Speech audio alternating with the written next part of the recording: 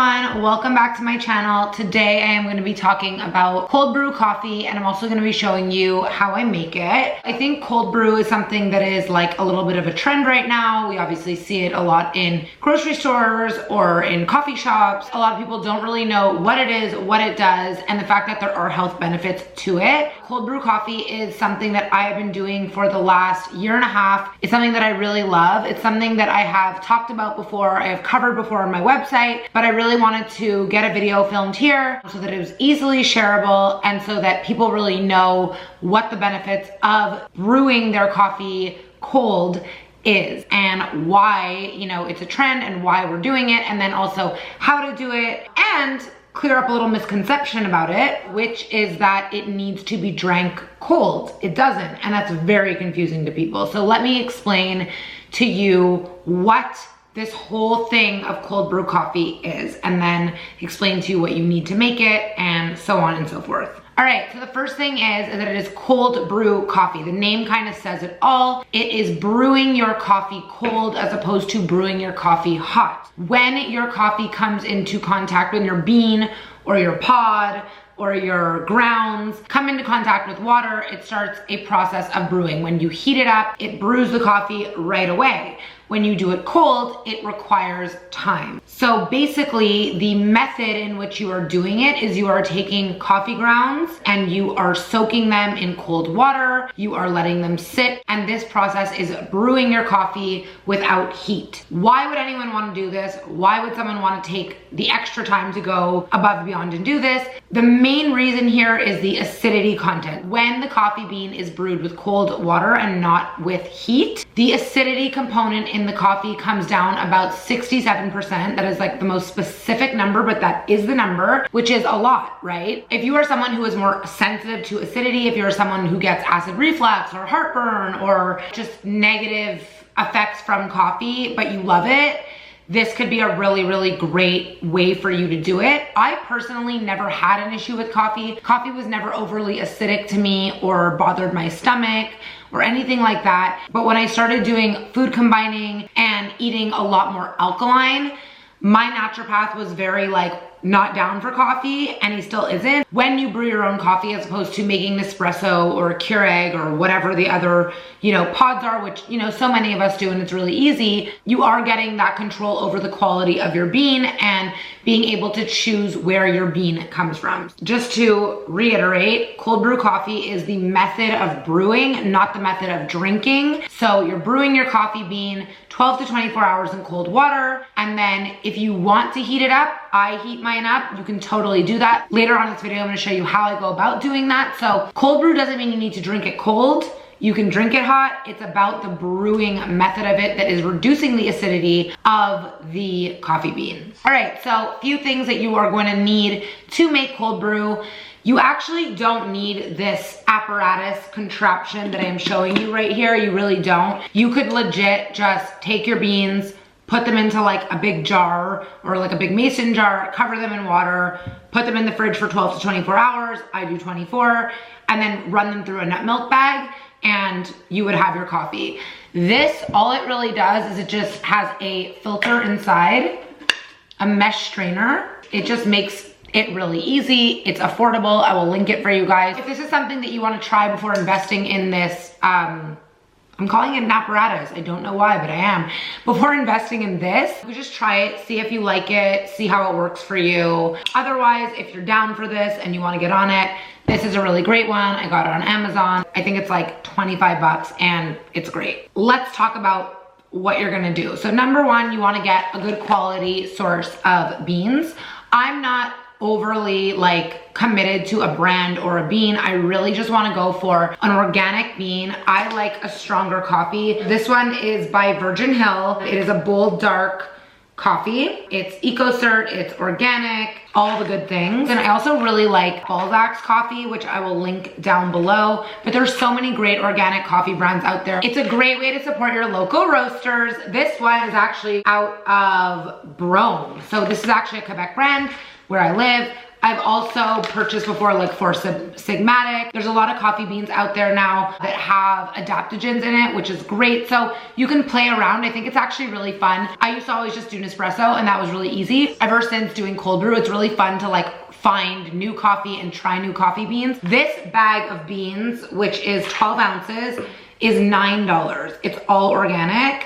How much is a thing of Nespresso pods? Like at least $10, right? And that's only 10 coffees. This will last me like forever. I mean, not forever, but it just lasts so much longer. So it's also more affordable. Pro tip. I personally like to buy the beans whole.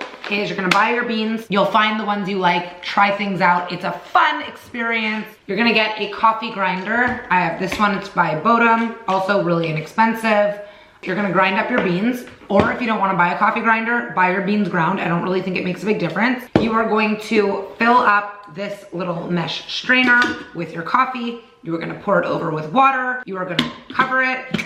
You're gonna put this in your fridge overnight, 12 to 24 hours. I do 24. You're going to then remove this and you are gonna have like a big ass pitcher of coffee. I just wanted to go over the like mechanics of it all. I'm now gonna show you how I cold brew my coffee. Okay, so I know that this is like an awkward stance, but this is what we're gonna do right now because I want you to be able to see this part and I'm not as important. Anyway, so here you go. I have my beans. So you're gonna wanna do about 3/4 of a cup of beans. That's what I do. I fill up my grinder. I'm gonna go grind these, please hold. Now my coffee beans are ground, as you can see. I'm going to put the grounds into this little mesh strainer situation. Fills it up about 2/3 of the way. The smell of fresh coffee beans is insane. Gonna take my filtered water, cold or room temp. I like to fill it up one time, like all the way up. Then I take my spoon and I mix it. So you really wanna get all those like beans and water just mixed up, and then you're just gonna continue until you fill up the pitcher. Or if you're doing it in a jar, you can just put in some, let it mix a bit so there's not too much sediment at the bottom, and then just fill your way up.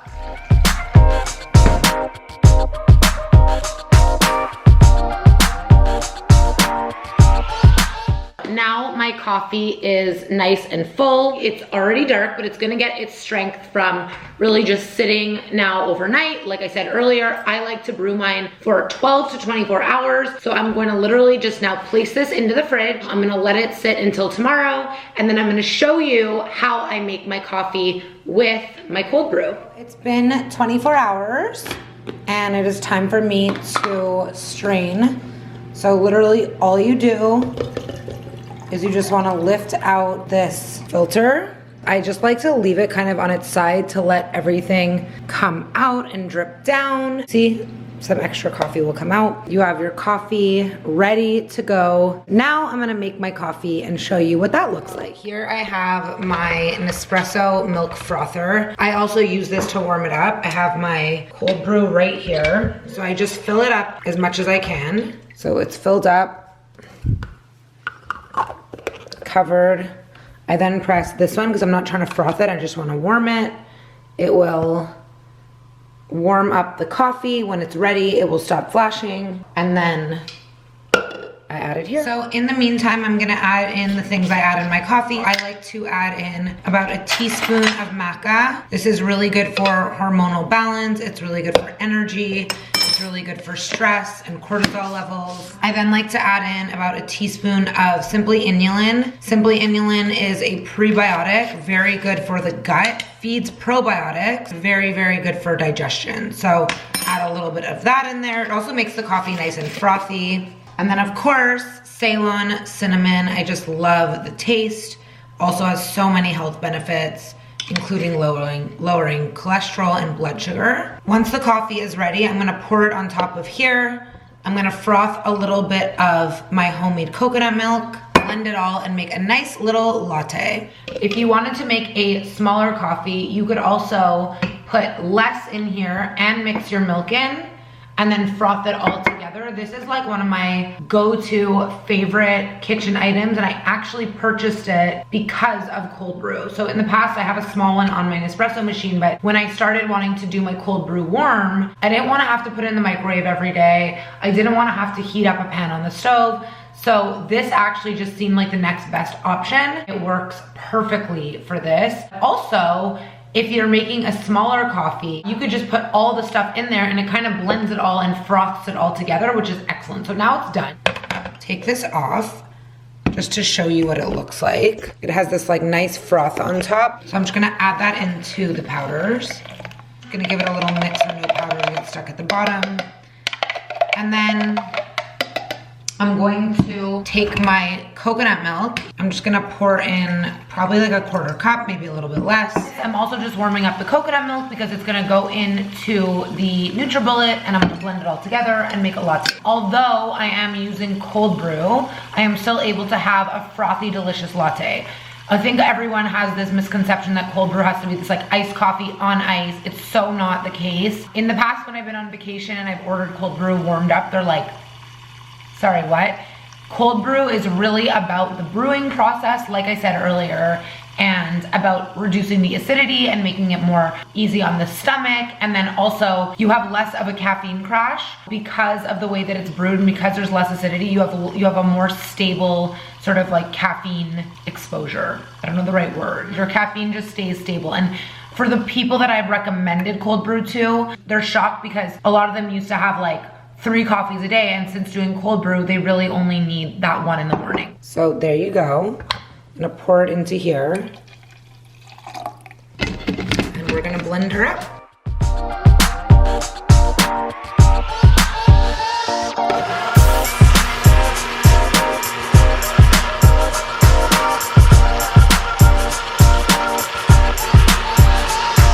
So now we're just gonna pour her in. And I have a delicious, delicious frothy coffee. I know that I'm kind of like in an awkward position right now. I didn't want to pull out my tripod just to make my coffee in the morning. So I hope you guys enjoyed this video. If you have any questions, you can leave them down below. Don't forget to give this video a thumbs up if you liked it. Subscribe to my channel, and I will see you guys next week.